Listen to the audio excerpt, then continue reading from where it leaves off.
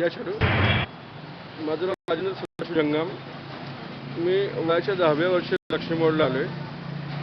आज मला 30 वर्ष झालीत. लक्ष्मीमोडला पहिली डबल वाहतूक होती.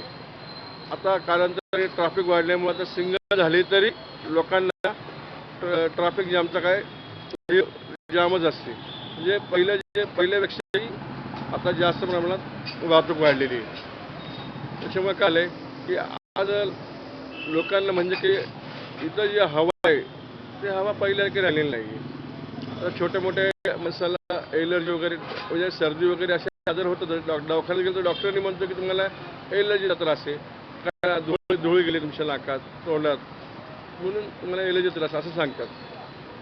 तर माझ्या दृष्टिकोनातून जर बाहेर गेलं तर ऑल ओव्हर कुठं झाड वगैरे पुष्कळ प्रमाणात आहे तिथं तुम्हाला चांगलं वाटतं. म्हणजे धनकोडी म्हणा, मी राहतो धनकोडीत तर एकदम चांगले मला झाडं वगैरे एकदम हिरवं वगैरे चांगलं वाटतं. तसं लक्ष्मीमुळे झाडं वगैरे नाही. या तापमान येतं म्हणजे आजार म्हणजे की तुम्ही म्हणता धूळ वगैरे हे प्रमाण जास्त आहे, प्रदूषण जास्त आहे आणि व्हॉइस पण जास्त आहे गाड्यांचा. तुम्ही 11:30-12ला इथे येता आणि संध्याकाळपर्यंत चालेल पाहिजे रात्रीपर्यंत तर दिवसभरामध्ये पण तुम्हाला धुळीचा त्रास वाढताना वाटतो. सकाळी बरं असतं पण संध्याकाळी खूप वाटतो. धूळ म्हणा, आता कसं ट्रॅफिक जाम नाही तर लोकांचं ट्रॅफिक जाम असेल तर गाड्यांचं धूर वगैरे प्रदूषण वाढतंच.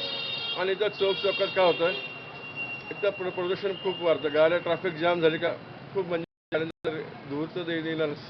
बरोबर. आणि समजा आपण एक कल्पना करू, एक सगळी वाहनं समजा गायब केली तर तुमच्या आयुष्यात काय फरक पडेल?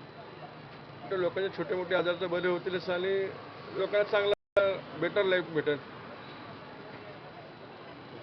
खरंच बेटर लाईफ भेटेल लोकांना. छोटे मोठे आजार तर खरंच बरे होतील.